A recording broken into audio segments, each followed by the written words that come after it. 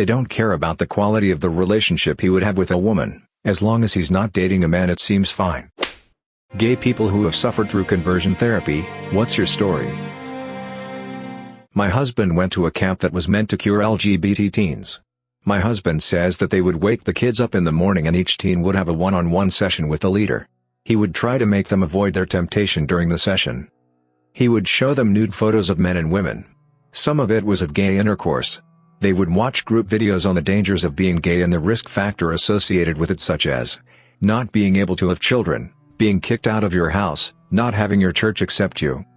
They would have their graduates of the camp come in and talk about avoiding temptation and how you can learn to live the way that God intended. They also had the teens walk out in the community with signs that said, "I am gay. Help me avoid temptation."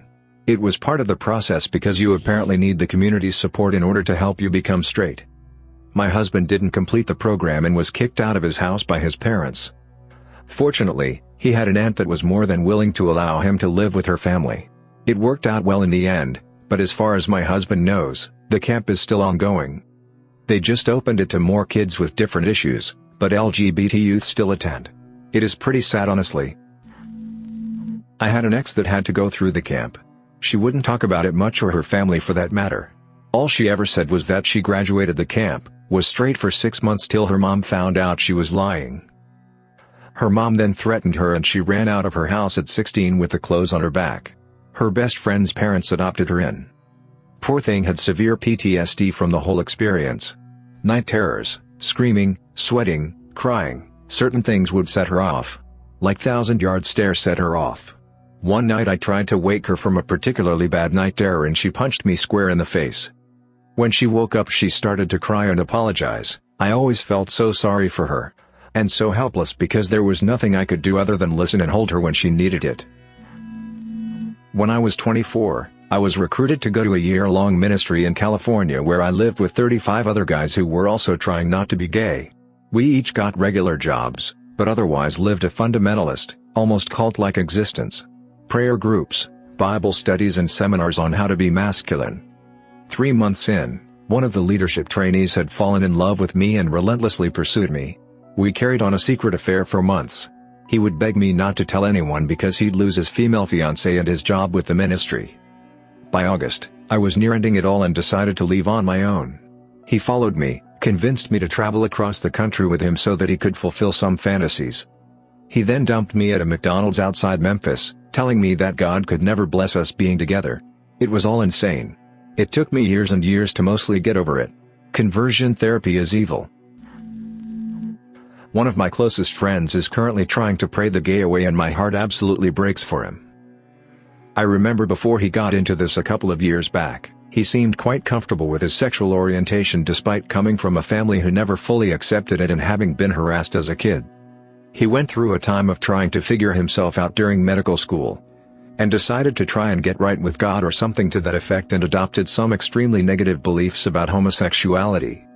He sometimes sends me material pertaining to creationism and evidence of homosexual immorality. Since I do not share his ideology and have made that clear, I think he's trying to convince himself more than anything. I can't even imagine what it must be like to have such inner turmoil, and it pains me that anyone has to go through this kind of ordeal, and worse. This is secondhand, but the guys who told me about it aren't big on lying, especially this one instance. A couple guys I'm very good friends with told me a story about a guy they knew growing up. It was a good friend of theirs, and they knew he was gay. We all don't really live in a super religious area, but there's still a good deal of religious crazies. So the parents find out he's gay and send him away to some religious anti-gay camp. A few months go by and my friend gets a call. This was at the dawn of people having cell phones when they were just becoming normal. So he remembered at least someone's phone number. He says he stole someone's cell phone and he's in the next state on the border. This is what they told me. He said it was like prison. They wouldn't let them have any contact with anyone. They would make them constantly read Bible verses. As far as I'm aware, there was no physical mistreatment, as long as you didn't try to escape. These were minors, so they don't have rights like anyone over the age of 18, US.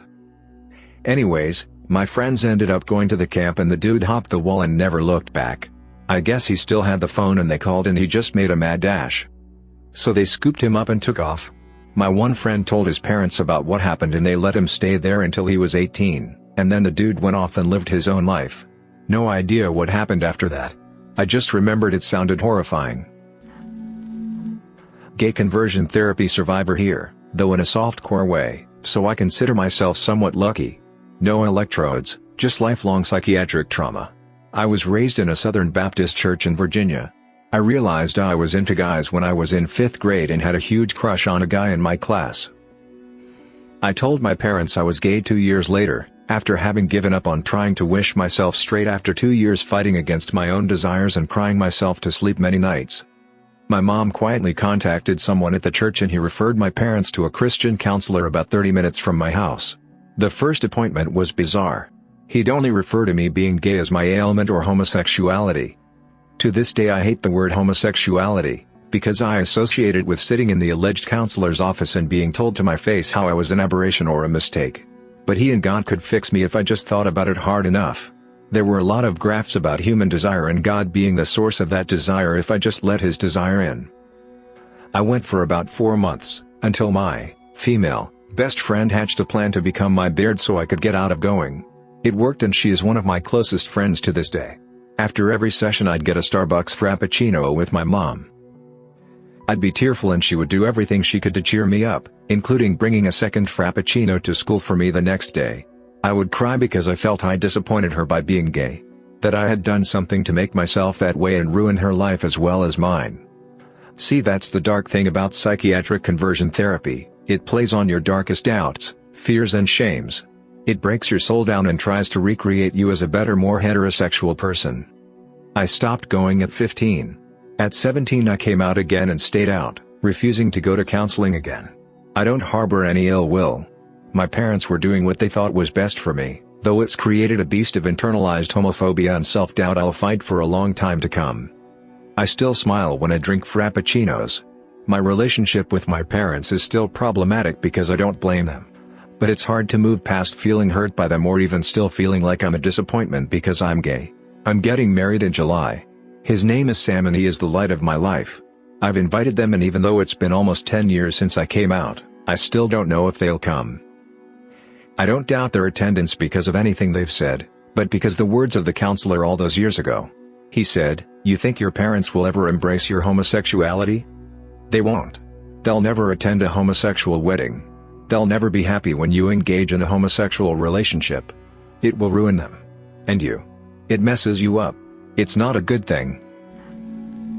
My friend's parents found out he was gay when he was like 16, and he was subjected to a lot of mistreatment. His parents took him to a psychiatrist, where he was given pills and was also told that the gay behavior is a copycat of someone from society, and he just replicated the lifestyle.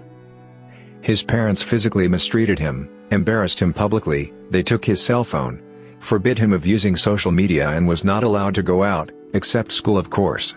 He ended up okay, still gay, and with a boyfriend. The worst thing about conversion therapy, or just an unsupportive community, is that they prey entirely on your weaknesses, i.e. suggesting your family will not accept you, that your church will reject you. It's very sinister. A close friend of mine who has had girlfriends in the past said his pastor and support workers preyed on this fact and tried to make it out that his homosexual tendencies was him acting out or just trying to get laid. Although he connected with his previous partners on an emotional level, there was no physical spark whatsoever for him, and this was obvious to his girlfriends at the time. He admits now that he was just keeping up appearances and would really like to settle down with a guy, as men is who he is attracted to. Unfortunately, he is incredibly depressed as the church is making him feel guilty about betraying his beliefs, and he has said on multiple occasions that he feels they don't care about the quality of the relationship he would have with a woman. As long as he's not dating a man, it seems fine. Dated a woman that was raised as a fundamentalist Christian. She lived a very closeted life in her 20s. In her 30s, she confessed to someone at her church about her sins. They put her in a variation of a 12-step program for curing her gayness. They encourage members of this program to date and marry, and so she married a man because she knew God was going to heal her of these same-sex attractions. They told her if she just prayed hard enough, Jesus would heal her. In her mid-40s she decided she was tired of living a lie. That's when I met her. While there was a part of her that wanted to be with women, she was so brainwashed by her church, she just couldn't fully walk away. After a year we stopped dating and she went back to her husband. My father was molested and abused a kid. When he thought he was gay, he saw a priest who convinced him to ask out a girl and that it would fix him. 25 years of unexplained mistreat in marriage later, he comes out and says his mistreatment of my mother was because he was mad at himself for lying and being gay and took it out on her. He was depressed during the entire marriage. My mother is now studying social work and therapy, and my father is a mental health clinician with the police and a national spokesperson for the LGBT+ community. I see him regularly and he is proud of me for being open by and pursuing my passions of musical theater and circus, which he never could because of his conservative parents. My cousin, now mid-40s, first came out to his parents as a young teen. They freaked out and sent him to conversion therapy camp, which was a terrible experience for him. He kept quiet for a couple years, and by the time he was ready to be more vocal, his parents had done a lot of personal growth and became some of the most involved pride flag parents out there. My uncle is always wearing his pink triangle "I love my gay son" pin. I remember different boyfriends being brought around their house when my cousin was in his early 20s. Then he met his husband and his parents helped fight for the legislature in their area to allow them to marry. They've had I think 4 weddings, though I may be forgetting one at this point as it's been legalized and then repealed and then legalized again in their area. Only one big wedding ceremony and reception where we all came in from out of town after one of the legal ones in the middle. Most were civil procedures at the town hall where they waited in line, with my aunt and uncle who wouldn't miss it for the world and truly love their son-in-law as another of their children. The guy I was dating and in love with. This is something that has haunted me for almost 20 years. I don't know what I could have done different, but I wish I had. I was around 20 years old when I met Juan. He was also around the same age. We immediately hit it off, soon spending every moment together. He loved playing the guitar and was an amazing artist, continually making charcoal drawings of everything and anything. Juan came from a very traditional Catholic Mexican family. His parents did not speak much English and were deeply rooted in traditional ways of doing things. Things went downhill after his sister added him to his parents. Over a period of about 2 months he went from being happy and optimistic about life to depressed and negative. He informed me that his parents were sending him to Mexico to a camp and he didn't have any choice. I begged him not to go, offered to have him live with me. I begged and pleaded and scared. He told me that he wouldn't change and this would prove to his parents that he couldn't change and they would have to accept him. He would be gone for 3 months. I learned he had returned from a mutual friend of his brother's. He had never contacted me, even having been back home for over 2 weeks. His phone was disconnected, and when I finally found a way to see him he told me he had made a terrible mistake and he was sorry. He dropped all ties with everybody in his life prior to going to the camp. I was heartbroken. I tried to contact him every way I could. He never left his parents' house, and his parents literally chased me off the property screaming at me in Spanish when I tried to come by. I quickly learned from my friend that when he returned his parents had arranged a marriage to a girl from Mexico who had also attended the same camp. She ended up pregnant within weeks of him returning.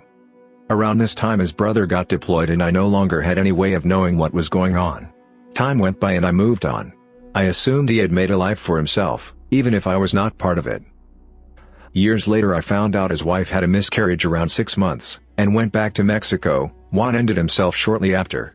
It's been almost 20 years, I still think about how everything happened, and what I could do to have changed it. I don't know what happened during those 90 days in Mexico. I don't know what I could have done, ran off to Mexico, hidden him. The entire family eventually moved back to Mexico with the exception of his brother who remains in the military. I don't know how I would react even to this day if I ever came face to face with his parents again. If you are a parent reading this, thinking this is an answer to cure your child, understand what is at stake for a failure, or even a success. Therapy that drastically changes or attempts to change the nature of your child will forever change who that child is. The child that returns will no longer be the child that left. That child may not be able to function and live trying to fill that new role, and eventually take a permanent exit from the pressure and pain. Thanks for listening to Radio TTS. Hit the subscribe button and activate the notification bell if you don't want a backwards priest trying to convert you. Click the right box for the cult playlist. And check out Boy Erased on Netflix if you are interested in this topic. It's a great movie with an even greater soundtrack.